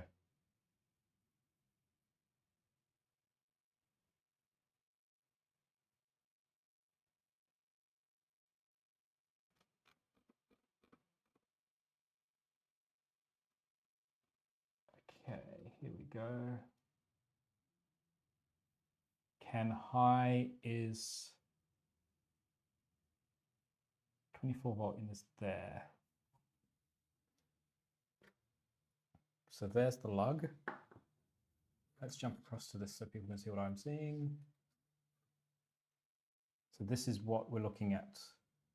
And based on the board, the clip on the plug, this bit, actually is pointing to the outside of the board. And the 24 volt positive is going into that one.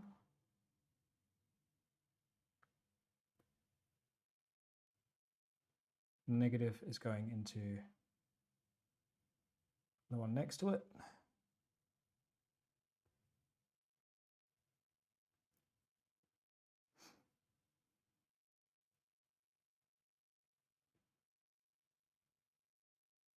And now I need to remember which one is high and which one is low.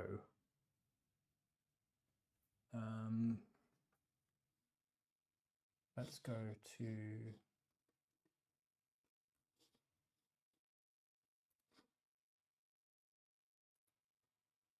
esoterical CAN bus and let's go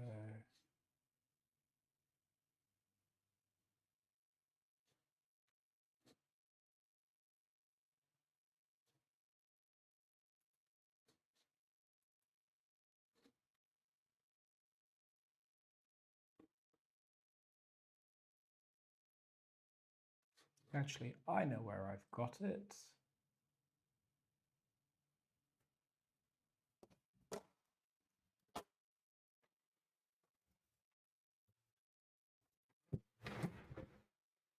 I know it's going to be academic, guys.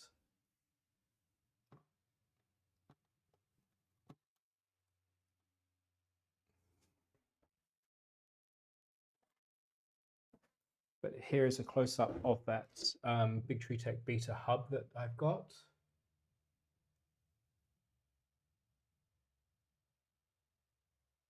And can't see it because it's black on black.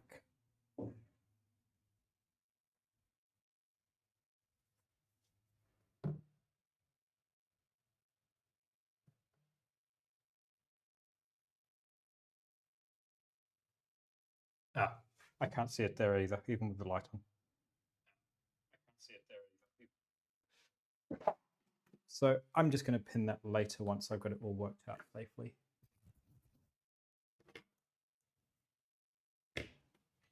But what I'm planning on doing, of course, is making sure that it matches my hub, because I may as well, just in case. So while I've got everything here, let's crimp the JSTs on this for safety, because that will protect those two. Did I put my strippers there? BTT yellow is high. Thank you, Steve-O.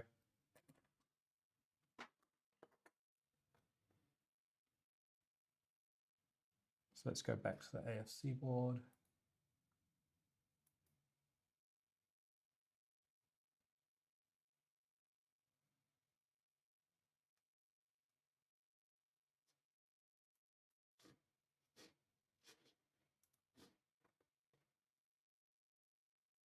Yellow is high, green is low. So high goes below the red, the positive.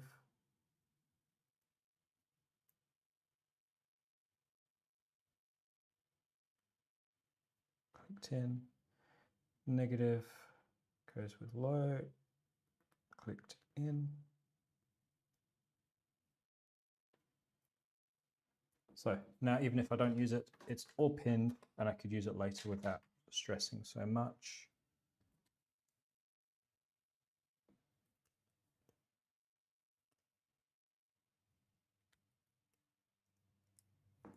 Get rid of my phone, you guys don't need to see that. Even if it is only a Moonraker update.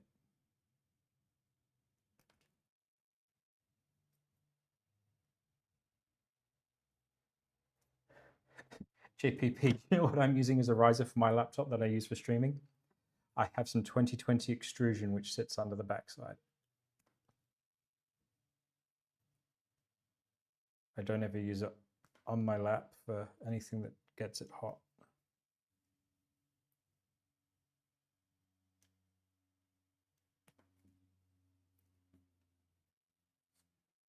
That works. Just to prove it.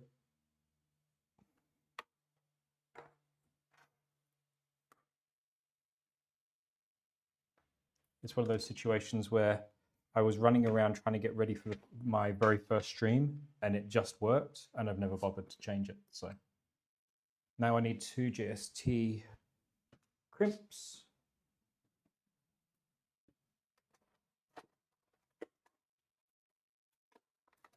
So what I've got behind my workstation here is a another one of the part sorters, but it's full of all the electrical kind of stuff like crimps. I'm actually thinking about rearranging my setup a bit more. I'm going to move the overhead camera tripod back, move my monitors back so they're all on the, because I've got 2 desks butted up against each other. I'm going to move that all back, and then I'm going to put the overhead camera on some sort of arm on the tripod, and then go from there. Now, my GST crimpers. Story behind these is they came in a Cyborg kit. The Cyborg V0.1 kit came with a whole bunch of tools. The Allen keys were crap, but the JST crimper just works every single time, although I've just said it, so it's now probably jinxed me.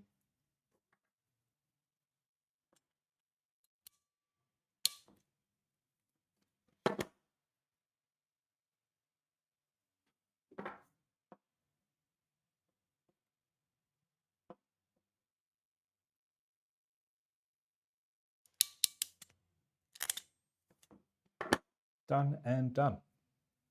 So, for those of you who haven't seen it before, well, you saw it a moment ago, but for those of you who weren't here for the stream, I was lucky enough to be offered the Big Tree Tech CAN bus USB hub thing that they're developing as a beta test.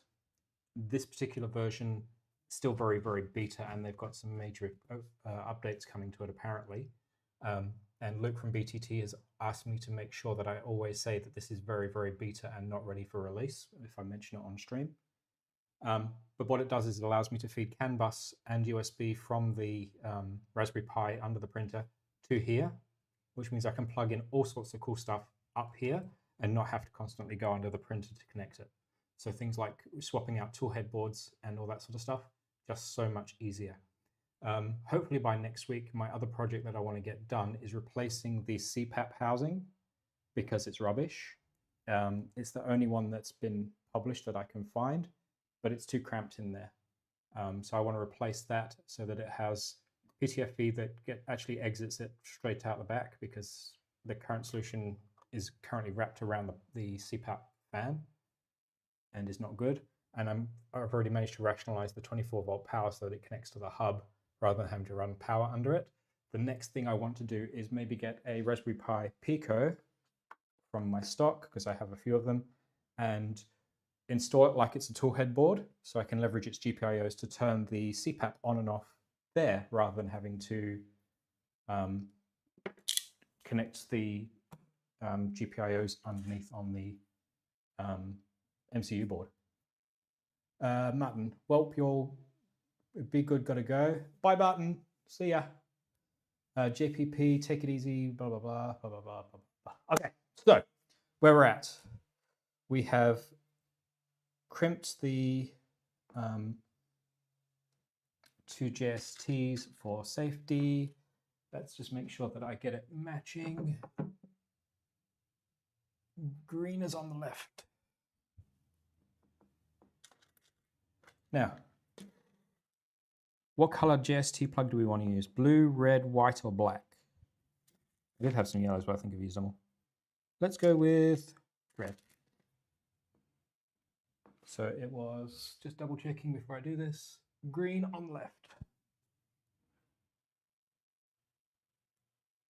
1,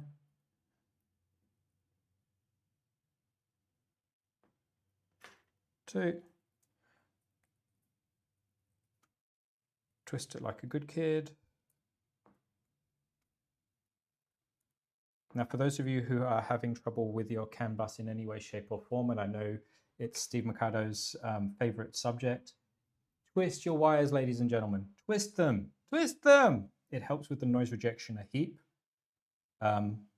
It just makes it so much more suitable. Inside the Big Tree Tech cable, if you run your fingers down, you'll actually feel that it's twisted all down the inside. You'll be good. I'm a head out too. Bye, JPP. We're only here for another 5 minutes anyway, so not a huge thing you're going to miss. So these will fit into the Wagos on my Clipper hub. This will fit into the JST CAN bus connection if I ever have to use it later on. And that is pretty much it for what we can get done today, I think. So where we're going to be next stream. Next stream is rip off the tool head and install this one. Then we are going to hopefully start pushing plastic. I know it's taken a long while to get here, and I've been a little bit disorganized along the way. I'm learning heaps as I go. Like, look at the camera, Phil, look at the damn camera. And yeah, so hopefully things will be improving and improving and improving. And next week, be sure to drop in and say hi, because hopefully my merch will be in, or at least some of the samples will be in, and we can take a quick look at that. Hopefully the shirt that I ordered will be the right size and be something that will make it all work. Are you going to use AFC or Happy Hair? My plan at this point is to use AFC. See if I like it. I have already used Happy Hair, at least the slightly older version, and was happy enough with that, but I want to see which one I prefer, and then I'll pick a side after that. At this point in time, I want to give AFC a go, but more and more people are saying, Happy Hair, Happy Hair, Happy Hair. I've only ever seen one person who's decided to go back to AFC so far. So hopefully that answers the question. And with that, we've got about 2 minutes remaining. Is there anybody else who's got any questions? Let's go back to me.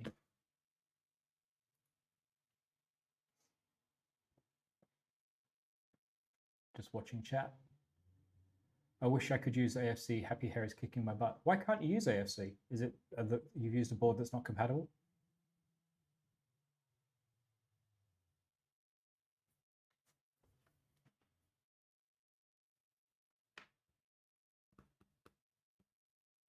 Oh, there is one other thing I'm going to do off stream, guys, and that is crimp the GST pH for the sensor on the toolhead. pH I do struggle with without a magnifying glass, so I'm going to do that off stream. But other than that, I'm going to try and bring you guys along for the ride for as much of the last little bit as I can. Okay, doesn't look like anybody's got any questions. So with that, I am Phil, the Down Under Maker, and it's time for me to hop out of here. Bye, everybody.